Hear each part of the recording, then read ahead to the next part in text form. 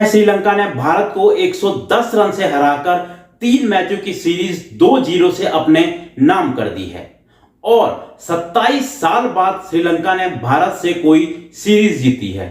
साल 1997 में श्रीलंका ने भारत से सीरीज जीती थी, लेकिन उसके बाद लगातार भारत जो है श्रीलंका को हर सीरीज में हराते हुए आ रहा था। लेकिन श्रीलंका ने अब वो 27 साल का सोका खत्म कर दिया और वो भी भारत की एक ऐसी टीम से जिसको कि बहुत मजबूत माना जा रहा था और ऐसा माना जा रहा था कि श्रीलंका आसानी से ये सीरीज भारत के खिलाफ हार जाएगी और हो सकता है क्लीन स्वीप भी हो जाए। लेकिन श्रीलंका ने ऐसा बिल्कुल भी नहीं होने दिया और पहला जो मैच था वो टाई हो गया था, जिसमें भारत और श्रीलंका दोनों ने 230 रन बनाए।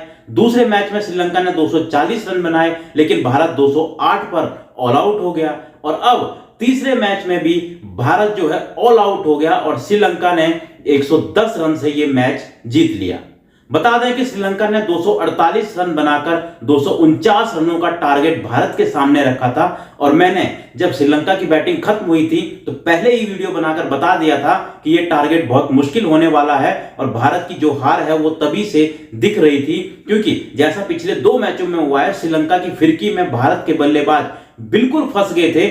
आज के मैच में भी जो श्रीलंका है उसकी फिरकी में भारत के बल्लेबाज फंस गए थे। 10 में से 9 विकेटें आज भी श्रीलंका के जो स्पिनर हैं उन्होंने ली है और न जाने ऐसा क्या हो गया है कि भारत के जो बड़े बड़े धुरंधर हैं वो श्रीलंका के जो स्पिनर्स हैं उनको खेल ही नहीं पा रहे हैं। और आज भी वेलालागे ने तो पूरी 5 विकेटें ली, 5 का पंच लगाया उन्होंने और साथ ही तीक्ष्णा ने भी जो है विकेटें निकाली हैं और 1 विकेट जो है वो फास्ट बॉलर को उनकी मिली है।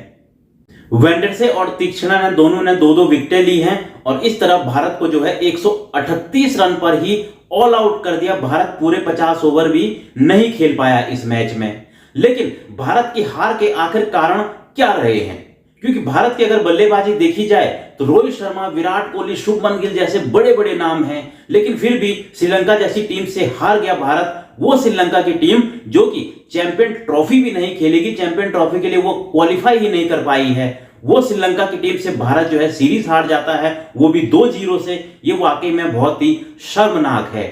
और सबसे बड़ा अगर मैं कारण बताऊं भारत के इस सीरीज में हारने का, तो वो था कि भारत के बल्लेबाजों को दरअसल पता ही नहीं था कि जो बल्लेबाजी है वो करनी कैसे है, क्योंकि वो लगातार उल्टे सीधे शॉट्स मारकर आउट हो रहे थे। और जबकि श्रीलंका के बल्लेबाजों को देखा जाए तो उन्होंने पिच पर टिकने की सोची है हमेशा। उन्होंने बहुत ज्यादा लंबा टारगेट नहीं सेट किया, उन्होंने हमेशा 250 से 250 का टारगेट सेट किया और वो उन्होंने अचीव किया। जबकि भारत के जो बल्लेबाज हैं उसमें रोहित शर्मा ने तो अपना जो इंटेंट दिखाना था वो दिखाया ही, लेकिन बाकी जो बल्लेबाज है वो या तो बिल्कुल स्लो हो जाते थे या फिर बिल्कुल जो है शॉट्स मारने के चक्कर में कैच दे बैठते थे, चाहे वो शुभमन गिल हो या फिर और बल्लेबाज हों। आज के मैच में केएल राहुल की जगह ऋषभ पंत और अर्शदीप सिंह की जगह रियान पराग को खिलाया गया था, यानी कि आज तो भारत की और भी लंबी बैटिंग थी, 9 नंबर तक बल्लेबाज थे, लेकिन उसका भी कोई फायदा नहीं हुआ और 138 पर टीम ऑल आउट हो गई। अब भारत की जो टीम है उसके हारने का सबसे बड़ा एक कारण यह है कि जो बीच के बल्लेबाज हैं भारत के, उन्होंने कभी भी अपनी जिम्मेदारी नहीं समझी, चाहे वो श्रेयस अय्यर हो या फिर पिछले मैचों में केएल राहुल हो। आज ऋषभ पंत ने खेला, लेकिन वो भी बिल्कुल गैर जिम्मेदाराना तरीके से आगे बढ़कर शॉट्स मारने के चक्कर में आउट हो गए। वहीं कोहली तो इस सीरीज में बिल्कुल फ्लॉप रहे हैं। शुभमन गिल ने भी छोटी पारियां खेली हैं 30-35 रनों की, लेकिन वो भी पिच पर टिक नहीं पाए हैं।